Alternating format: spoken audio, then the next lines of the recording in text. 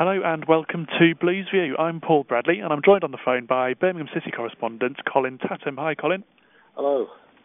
Well, there's been a fair bit of transfer speculation, as you'd expect, in the transfer window. What's the latest you can tell us about the bid for Charlie Adam? Well, as we know, Birmingham went in with a £2 million offer. It was knocked back. Ideally, Blackpool don't want to sell their sort of best player, their star asset and their captain, but clearly he's going to be pretty much in demand with Blues there at the top of the queue. But obviously Aston Villa are also keen, and Blackburn and Everton are apparently registered interest. So I think Birmingham won't just give up the pursuit, and there is, of course, the big Scottish link. But it won't be easy. Again, nothing ever is in this window, but he's definitely a prime target for Alex McLeish, and I don't think that's the end of it from Birmingham's perspective as we speak. So it's obviously someone they're very interested in, by the sounds of what you're saying there, Colin, that despite the other interest from the other clubs, especially Aston Villa, is someone they're going to go after. Yeah, they will, but sometimes you just can't always get what you want in the January window. Blues have found that already with the various strikers they've tried to sort of line up and get in. So it just depends how far they are willing to go in terms of the fee, because Hayer's contract is running down, and you're not going to go in there and spend necessarily over the odds. So again, as everything in January, it's a very fluid situation. Things change by the day, by the minute, and we'll just have to keep tabs on it in the next week or so. And what's the news on David Bentley at the moment? He's up here in Birmingham. He's having his medicals nowadays. It's not a straightforward quick hour or so. They tend to spread them over a couple of days, but everything's in place. And there's not that necessarily a big rush for Blues to get this one through quickly, because he's cup tied, so he can't play in the Carling Cup semi-final.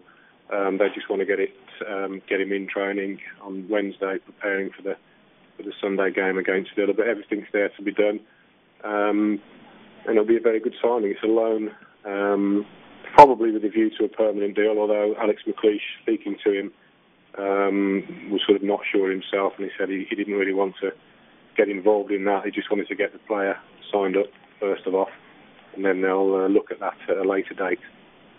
And how would you see David Bentley slotting into the squad at Birmingham City? Well, he's obviously wide right player. I think he's fairly adaptable as well, but with the situation with Sebastian Larsson, not agreeing his contract, Birmingham had to force the issue and do something. Otherwise, they could have left themselves short with a sort of player who was going to leave in a Bosman in the summer. Where that leaves Sebastian Larsson now, it's a bit of a quandary, because obviously Bentley could go to take his place wide on the right.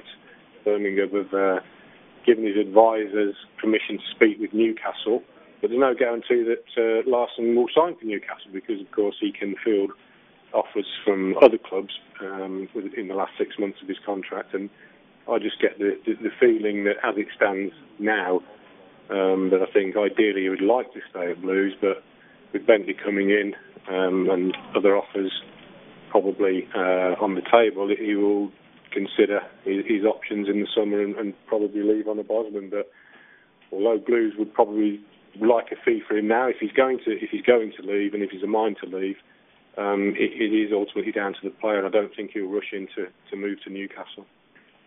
And looking ahead now to the Carling Cup, what sort of team news and what sort of side is Alex McLeish likely to field? Is what expected to be a fairly hot Carling Cup semi-final?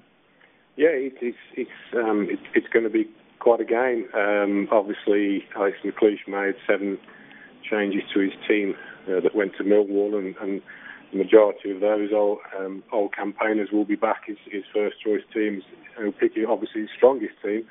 And I think also he said that there's no way that Blues are going to go to Upton Park and park the bus, but they will definitely look to keep it tight. They will definitely hope to still be in the tie when they get the return at St Andrews. So I don't think they're going to go crazy and go all guns blazing. And they're not really the sort of team that do that anyway away from home, not at that level yet.